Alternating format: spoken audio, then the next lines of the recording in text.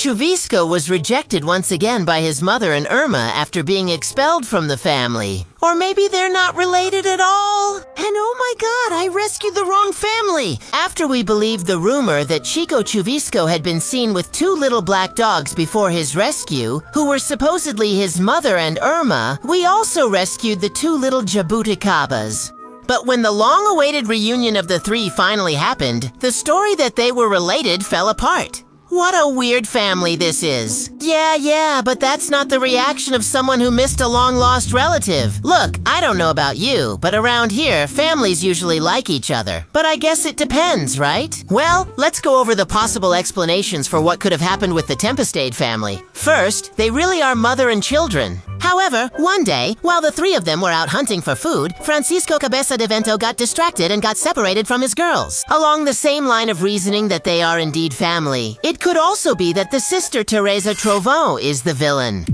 And she devised a wicked plan for Chico Chuvisco, so he would get lost from the group, and Teresinha would have Blora Granizo all to herself, taking the place of the only child.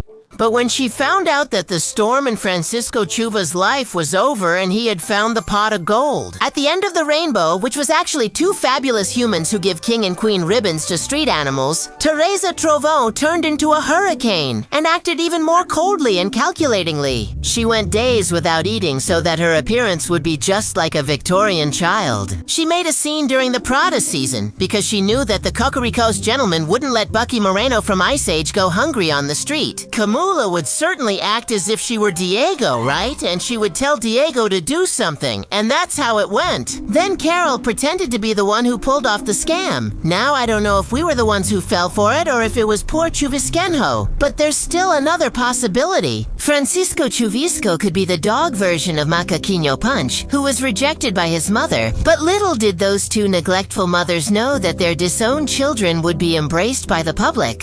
Now let's talk about the theory that in fact these dogs are not cut from the same cloth at all.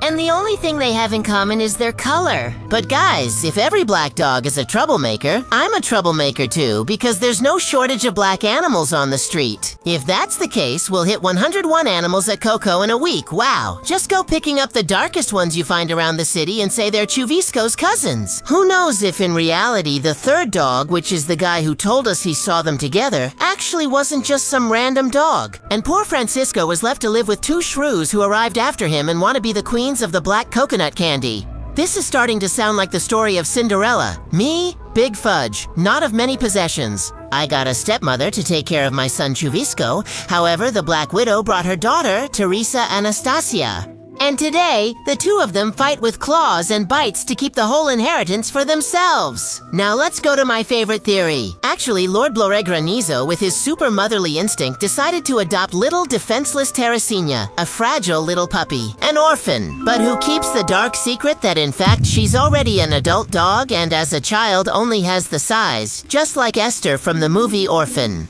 Yeah, guys, that grumpy old lady face doesn't fool me at all. Teresinha is on my radar, and I'm still going to expose her. She's just skinny because she's mean, that's all. Now tell me, my dear, what's your favorite theory that you think makes the most sense? If anyone wants to adopt any of the 3 members of the Tempestade family, send a message on Instagram, Achitares10 Filhodis, I'm out.